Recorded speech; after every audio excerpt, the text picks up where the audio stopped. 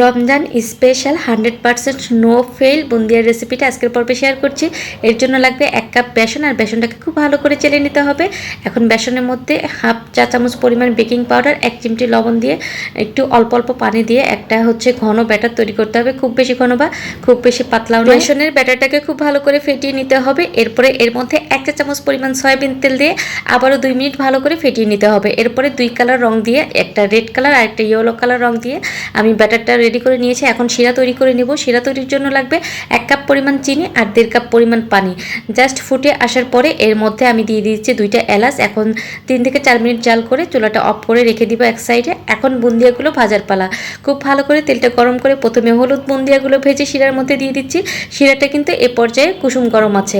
আর এরপরে লাল বুন্দিয়াগুলো ভেজে শিরার মধ্যে দিয়ে দিলাম। হয়ে গেল না রমজান স্পেশাল বুন্দিয়া রেসিপি। ভালো লাগলে আমার চ্যানেলটা সাবস্ক্রাইব করবেন, বেশি বেশি লাইক কমেন্ট শেয়ার করবেন। আল্লাহ হাফেজ।